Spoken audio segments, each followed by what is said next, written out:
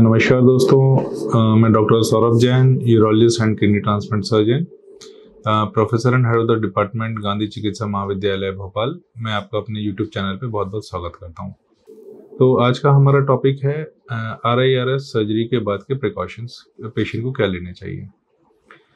जैसा हमने अपने पुराने वीडियो में डिस्कस किया था कि RIRS सर्जरी होती क्या है।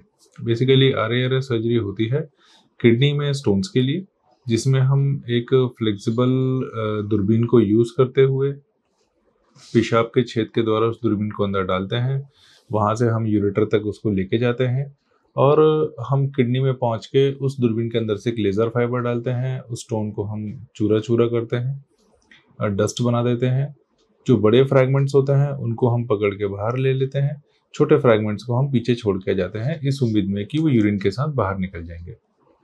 अब ये फ्रैगमेंट्स पेशेंट को परेशान ना करें, यूरेटर में आकर अटक ना जाएं और प्रॉपरली क्लियर हो जाएं, उसके लिए हम अंदर एक प्लास्टिक की नली डाल के छोड़ते हैं जिसको डीजे स्टेंट कहते हैं। बट ऑब्वियस है कि जितना बड़ा स्टोन होगा उतने ही ज़्यादा फ्रैगमेंट्स होंगे और उतने ही उन फ्रैगमेंट्स के पीछे छूटने के चांसेस होंगे, और इसीलिए हम जो डीजे स्टेंट डालते हैं वो कितने ड्यूरेशन के लिए रहता है वो डिपेंड करता है कि स्टोन का साइज़ क्या है।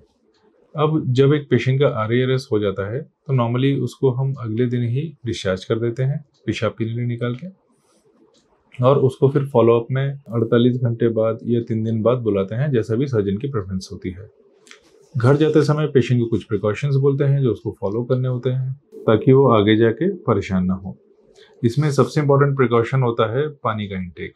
जैसा मैंने आपको बताया कि पीछे हम फ्रैगमेंट्स छोड़कर आते हैं, तो हम जितना पानी पिएंगे उतना ही ज़्यादा यूरिन बनेगी और उतने ही चांसेस हैं कि यूरिन के प्रेशर से वो फ्रैगमेंट्स बाहर निकल जाएं। अब ज़्यादा पानी मतलब क्या होता है? ज़्यादा पानी मतलब कई पेशेंट्स आते हैं कि सर हम तो इतना पानी पी रहे हैं कि दिन भर टॉयलेट में बैठे रहते हैं। तो ज़्यादा पानी पीने का मतलब है कि आपकी यूरिन की जो फ्रीक्वेंसी है वो बढ़ जाए। उसके लिए 3 से 4 लीटर पानी सफिशिएंट होता है। मान लीजिए अगर मौसम गर्म है तो आप पानी का इंटेक 4 से 5 लीटर भी कर सकते हैं, लेकिन कई पेशेंट जैसे 8 लीटर 10 लीटर पानी पीते हैं वो रिकमेंडेड नहीं है। पेशेंट्स को डाइट में हाई फाइबर कंटेंट लेने के लिए एडवाइस करते हैं ताकि उसको सर्जिकल इफेक्ट के कारण जो कॉन्स्टिपेशन होने का रिस्क होता है वो कॉन्स्टिपेशन ना हो, वो घर जाके परेशान ना हो। दूसरा, पेशेंट को इस प्रोसीजर के बाद फीवर आ सकता है तो उसको रिकमेंडेशन होती है कि अगर हल्का फुल्का फीवर आए तो वो पैरासीटामोल की टैबलेट ले सकता है। अगर बहुत ठंड लग के बुखार आए, चिल्स के साथ फीवर आए, तो फिर उसको तुरंत अपने यूरोलॉजिस्ट को कंसल्ट करना चाहिए, क्योंकि RIRS के बाद सीवियर इन्फेक्शन या सीवियर यूटीआई होने का रिस्क बढ़ जाता है। अगर पेशेंट को इस प्रोसीजर के बाद यूरिन के अंदर छोटी मोटी ब्लीडिंग आ सकती है, छोटे मोटे ब्लड के क्लॉट्स आ सकते हैं, अगर ऐसा होता है तो घबराने की बात नहीं है। लेकिन अगर यूरिन पूरा सुर्ख लाल आए या बिल्कुल ऐसा लगे कि प्योर ब्लड निकल रहा है यूरिन के अंदर, तो तुरंत यूरोलॉजिस्ट को कंसल्ट करना चाहिए, क्योंकि RIRS में ब्लीडिंग का रिस्क बहुत कम होता है, लेकिन अगर होता है तो एक गंभीर समस्या हो सकती है। तुरंत अपने यूरोलॉजिस्ट को कंसल्ट करें।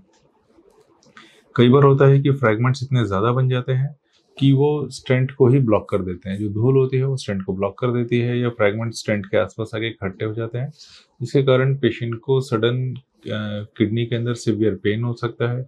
ऐसी कंडीशन में अगर पेन हल्का फुल्का है तो आप पेन किलर दे सकते हैं, जो कि आपके यूरोलॉजिस्ट ने रिकमेंड किया होगा।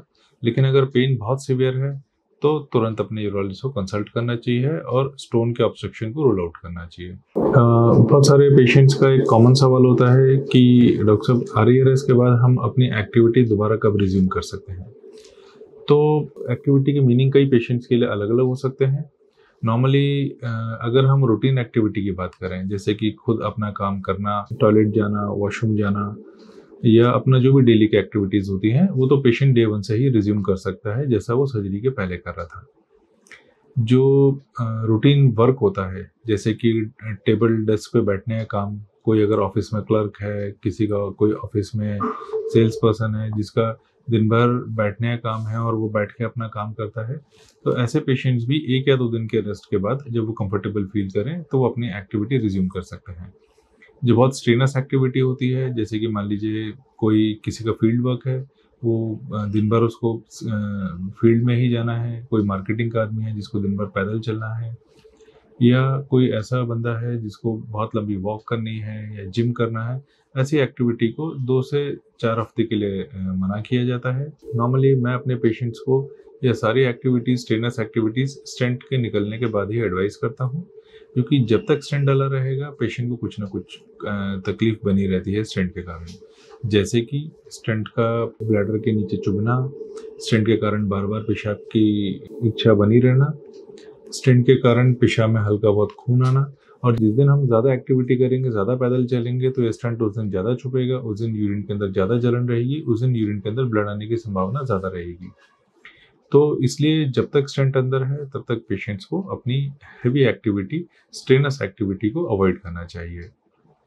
नॉर्मली मैं अपने पेशेंट्स को स्टेंट निकलने के बाद 6 हफ्ते के बाद दोबारा बुलाता हूँ एक अल्ट्रासाउंड के साथ, ताकि हमको देखना है कि अगर अंदर कोई फ्रैगमेंट बचा तो नहीं है, अगर बचा है तो उसके लिए क्या करना है, कोई दवाई गोली देनी है या दोबारा जाके प्रोसीजर करना है।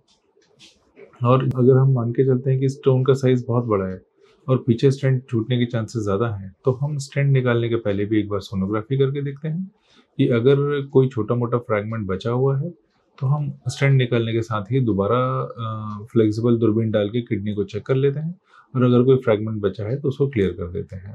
अगर मैं आपको बोलना चाहूँ कि 2 ऐसी समस्याएं जिसके लिए आपको तुरंत अलर्ट होना चाहिए और डॉक्टर के पास जाना चाहिए, वो है ठंड लग के बुखार आना या फिर यूरिन के अंदर बहुत ज़्यादा ब्लीडिंग होना। अगर आपको ये 2 समस्याएं आ रही है इसके बाद, तो आपको बिल्कुल वेट नहीं करना चाहिए और तुरंत अपने यूरोलॉजिस्ट को कंसल्ट करना चाहिए। दोस्तों, आई होप कि आपको ये वीडियो पसंद आया होगा, और अगर आपको ये पसंद आया तो उसको लाइक करें और मेरे चैनल को सब्सक्राइब करें। जय हिंद।